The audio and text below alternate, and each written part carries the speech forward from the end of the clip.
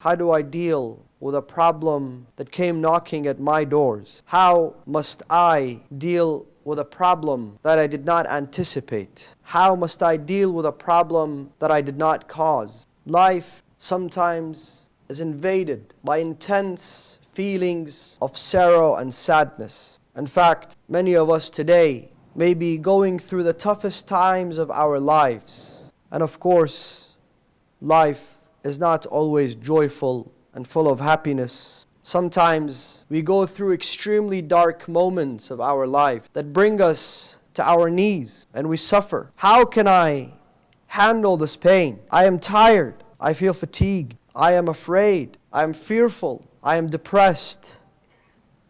I am lonely. I am anxious. I am afraid. But I don't want to act upon my fear. I am tired and fatigued, but I want to act with motivation. I am lost, but I want to follow a clear path. I am afraid, but I don't want to act with fear, but I want to act with bravery. How do I do that? And how do I overcome those problems? Those are sentiments that are shared by millions upon millions of people all around the world. I want to talk about another group of the voiceless. Their concerns are overlooked. They're not heard. They are discriminated against. And they are the divorcees in our community. Those who have gone through a divorce. And we all know that it is easier to seek a divorce for a man in our community than a woman. God forbid if you happen to be a woman in our community trying to get a divorce. Some of them will be dehumanized, humiliated, disrespected. Their lives would be on a pause, not for a week or 2 or 3, not for a month, not for months, sometimes years. And similarly, some of the men in our community are disrespected when they go to the courts, whether it's in Europe or America or Canada or elsewhere, because it's a war. Divorce and the divorce process turns into a war, a battlefield. I know many brothers who come to me, they say, Sayyid, not only I was stripped away from my wealth, all my wealth, my home, my car, my bank account, but I was accused in the court that this man, if you don't take his money, he's going to send it to extremist groups. How we are willing to fight a dirty war and accuse someone and possibly cause them imprisonment and possibly cause them deportation just because we're going through a divorce. This is not a discourse where we side with either the woman or the men. Just like I spoke of granting a divorce, yes, for women mostly, it is very difficult. It is painful. But sometimes, if you know certain people in high places, then it's the opposite. I know men and I know women. And Allah is my witness. Who tell me we go and see certain religious figures. And before I speak, whether it's the man or woman, before I speak, he wants to grant the divorce. I said, but you've only heard one side of the story. Hear my side as well. He says, no, I know you're such and such. I know this divorce must be granted. Because I believe her side of the story. Or I believe his side of the story. Divorce is not going to end our problem. Sometimes divorce is rahmah, yes, from Allah.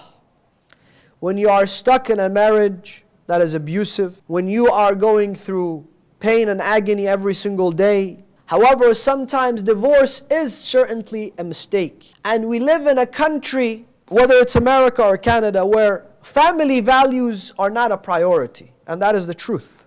So when family values are compromised, let us ask ourselves an important question. Is divorce the right solution for me today?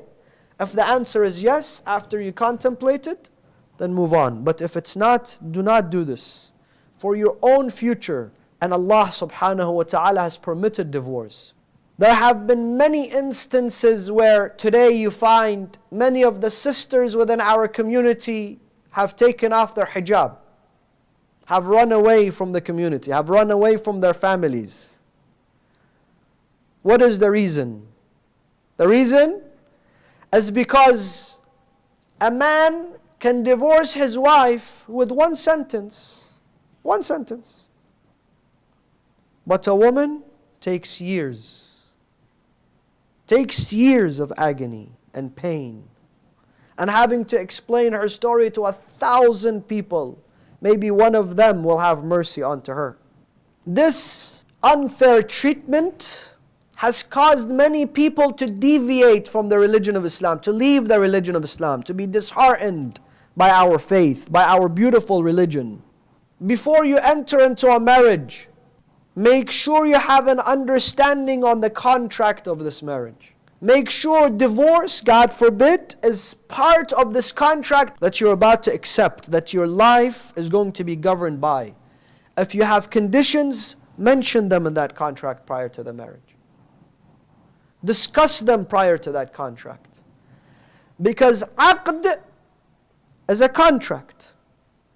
Aqdun nikah is a contract in marriage. Discrimination against the divorcees. There is much discrimination against them.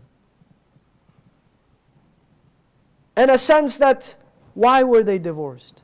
How come they were divorced? I'm not saying it's not right for people to ask such questions and to investigate. But sometimes they genuinely were unlucky. Sometimes they were genuinely incompatible. Not every divorced person needs to suffer for the rest of their lives by not getting into another marriage. Let us give them a chance.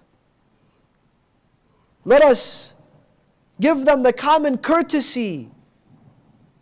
Let us learn from the Ahlul Bayt. Two of the most important women in the history of Islam were divorced, were widows. One was the wife of Rasulullah, Umm Salama.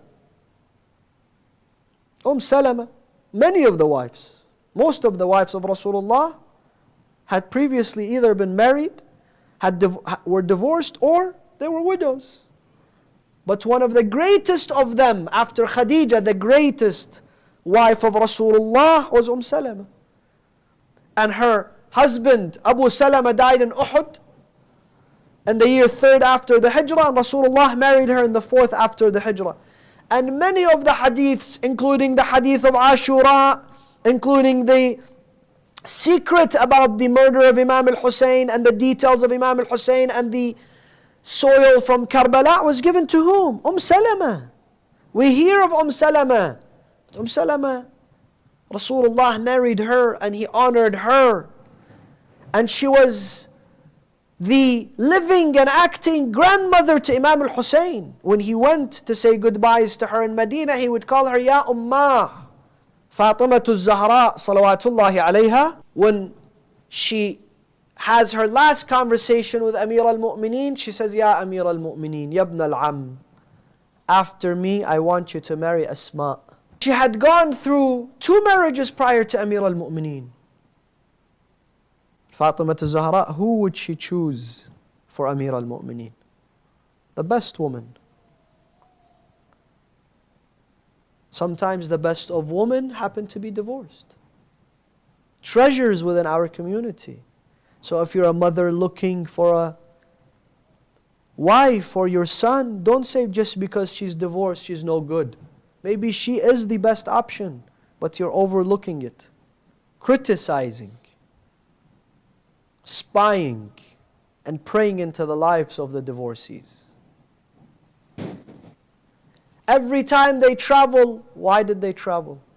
Who are they traveling with? Why is she traveling?